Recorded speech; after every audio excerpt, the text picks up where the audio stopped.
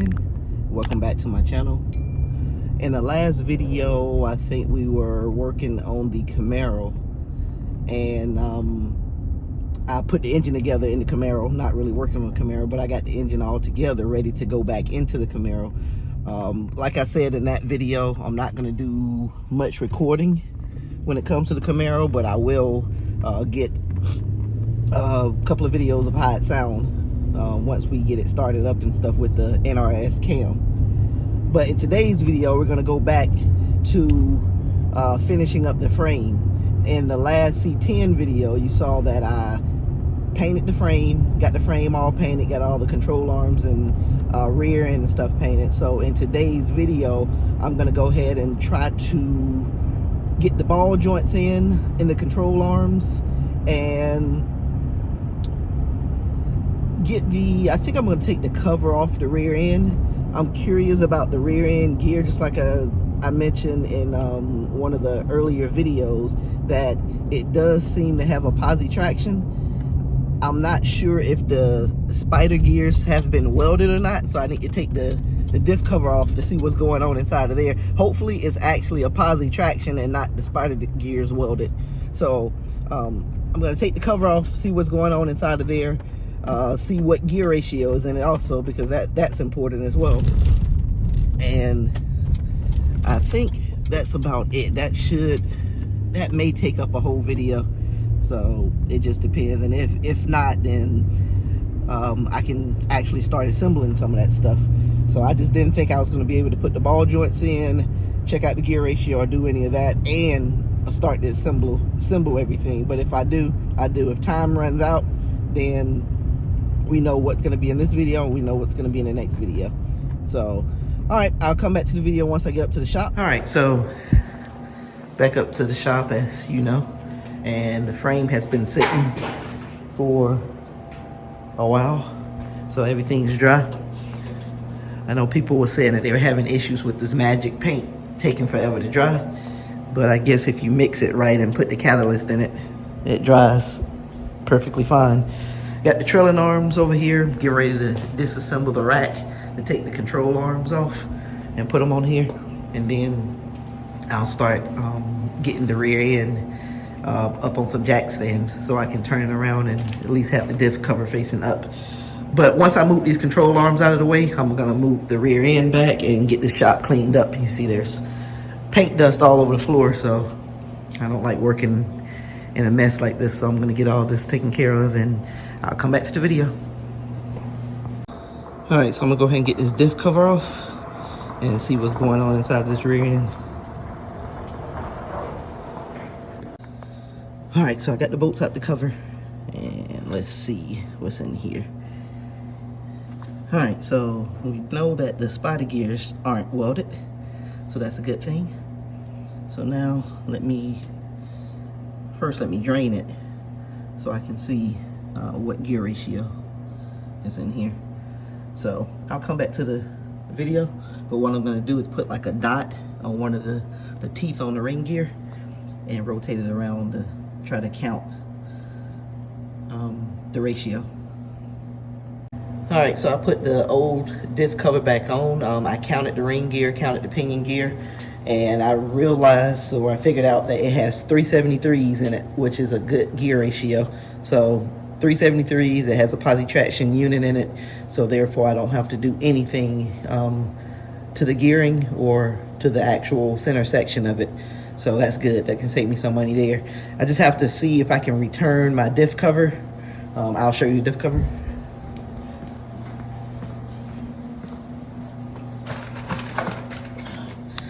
And a perfect launch diff cover. And I think this diff cover, is for a 12 bolt out of like a Chevelle or something like that. So which is the trucks, is a little bit different from what I've been researching. And I think that's the issue.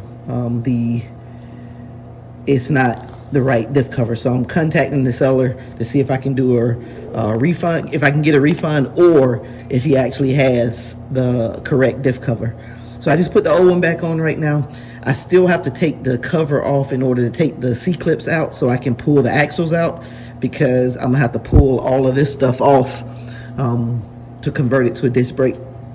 So, and with the control arms, I did some touch-up painting on them, so I'm just waiting on them to dry, and then I can get to putting the ball joints in, and I have to put the bushings in the trailing arms also.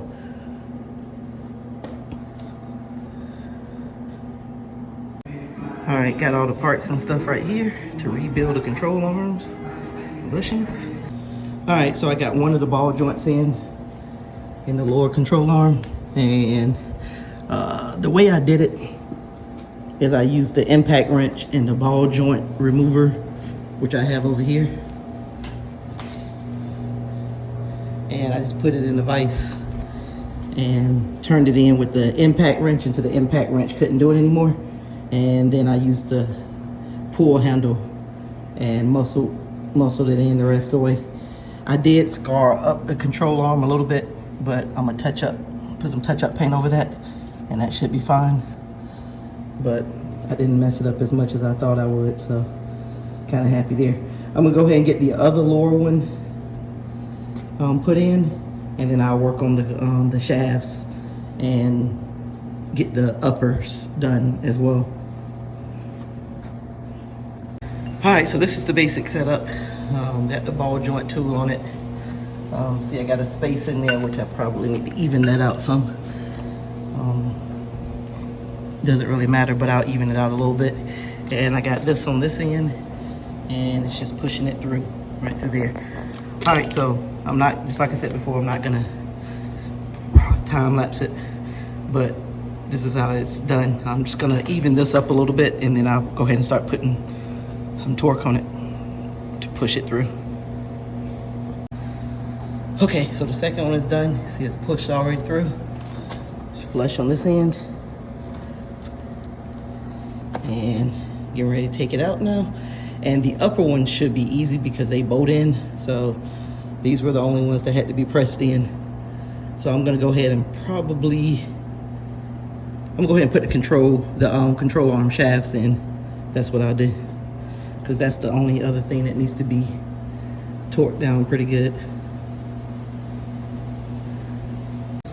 All right, for the uppers, like I said, they bolt in, but one thing you may need to do is the boot actually bolts in to the bottom of it to hold it on there. So I've had this thing together one time and forgot the boot, so I had to take it back off, and now I'm getting ready to put it back on to line up the boot.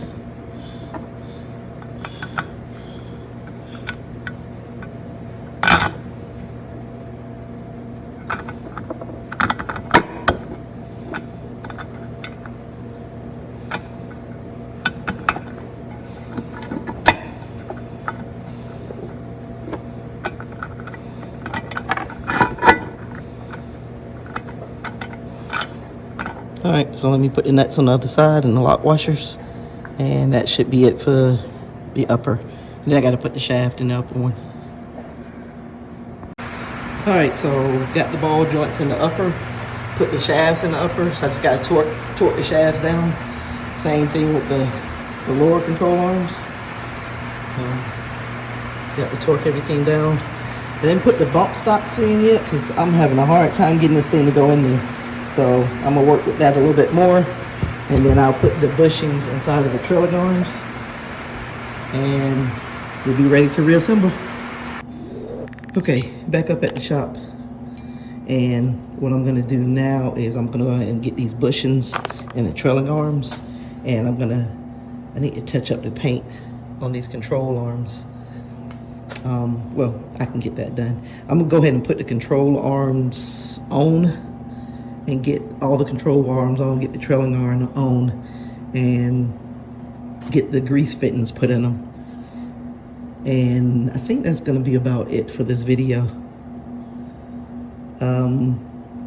Yeah, I think that's probably it. So let's go ahead and get started. I'll go ahead and touch up these control arms when I get them attached to the frame. There's no need in touching them up right now. Also, I have to go back through and put the boots back on the shafts. I put them on wrong, so I got to take the caps back off and put those rubber boots back on, right? So I'll do that off video, but basically let me show you. On these the big part's supposed to go inside. So I got to flip them around, and I did them like that on both sets. So let me go ahead and get that done off camera, and then I'll come back and we'll put these control arms on the frame. All right, so I got the boots flipped around on both of them. I'm gonna go ahead and put them on. The front ones are the easiest ones because they just go right on here. Just bolt it up to there. And once I get it bolted up, I'll come back to the video. But it just goes on like that. Sits down like that, and the bolts go on. So, nothing complicated about it. So, let me go ahead and get that done. And I also got to tighten up my ball joints. I got to remember that. All right, let me go ahead and get all the bolts on, and I'll just tighten everything up at the same time. All right, not sure if you noticed, but when I was showing you how to put this control arm on, this is the wrong side. I had to go back and look at some videos to remember how I took it off because I didn't label the sides. But just to give you a heads up, the bump stop should always be in the front. That's how you know you're on the right side. So this is the wrong one for the passenger side. So I'm gonna switch that around. I also have to put those shims back in here. So I'm gonna grab those shims out my truck and get this control arm put together. All right, passenger side is on, shims are in. I just have to tighten up these nuts, and I don't like that the shims are not painted. So once I get everything together, I'll paint the outsides. I just didn't want to put paint on it because I didn't want to mess up the thickness of the shims and throw anything off. But just like I said, I'll go over it and put some paint afterwards. These nuts also don't need lock washers because they have the little nylon thing on the inside of them that holds them. So I'm just gonna go ahead and put the driver's side on with the shims and everything, then I'll come back and tighten everything up. All right, so both lower control arms are in place.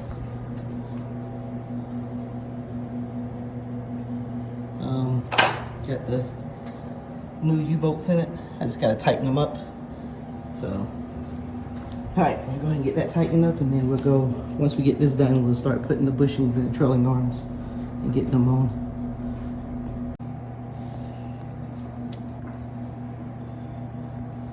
All right, bushings are in on both trailing arms. And now I'm getting ready to put the trailing arms in and get them tightened up. All right, so I got the trailing arms on. I replaced the bolts with some new bolts. The new bolts that I have are an inch longer, as you can see, and I faced the extra inch to the outside because I don't want it interfering with the drive shaft. I don't know if it will or not, but just in case. So I just face it on the outside. All right, so the only other thing I need to do, that I wanted to do in this video, I should say, is put my lower control arm bump stops in, and I'm having a hard time getting those in. I done tried synthetic grease, I done tried WD-40, I tried heating it up, I tried everything. It just doesn't seem to be going in. So instead of struggling with that, continuing to struggle with that in this video, I'm gonna try to do that off camera, and I'll go ahead and wrap this video up. All right, so in this video, you saw that I got the ball joints put in the control arms. I got the control arms installed on the frame, and I also got the trailing arms put in and trailing arm bushings. So we also looked at the rear end, opened up the cover on it, and found out that I have 373s in it, which is a good thing. Like I mentioned, 373s is a pretty good universal gear, and it has a posi traction rear end, so I don't have to spend any money in getting gears or a posi traction unit in it or anything. So that saves me money there, and anything that saves me money pushes the project ahead a little bit further. So thanks for watching. Click on that subscribe button if you haven't. Click that notification bell, and I'll see you in the next video.